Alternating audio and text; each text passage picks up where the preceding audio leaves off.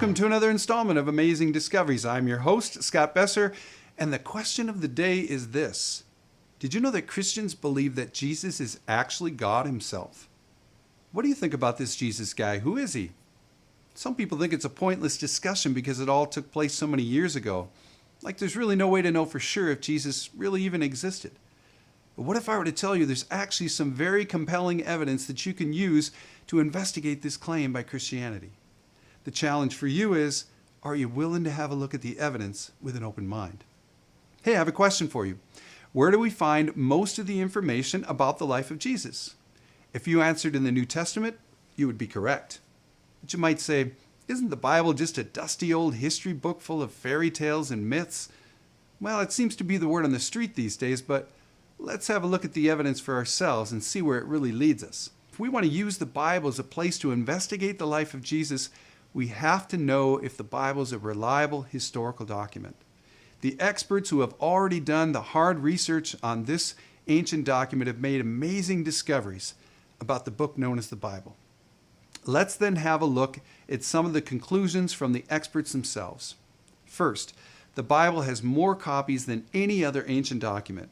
What's so great about that, you might ask? Good question.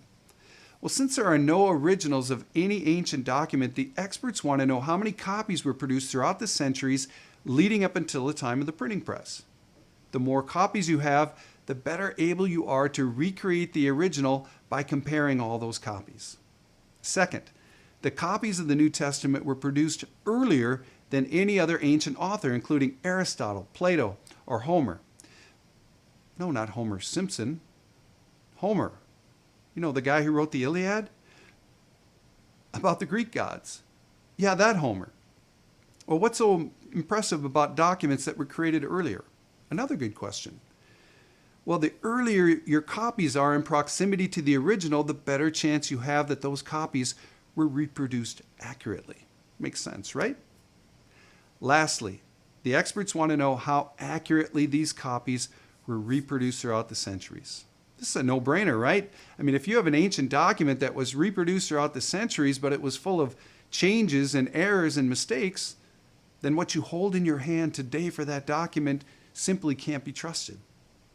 So how does the New Testament stack up to other ancient documents with regard to accuracy?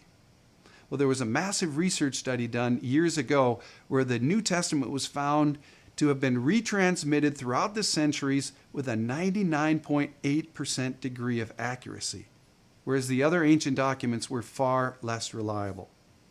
The next time your history professor hands you a historical book of antiquity, ask yourself this question. How do I know that what I hold in my hands today is actually what the original author wrote? I think you'll find the evidence to be shockingly thin.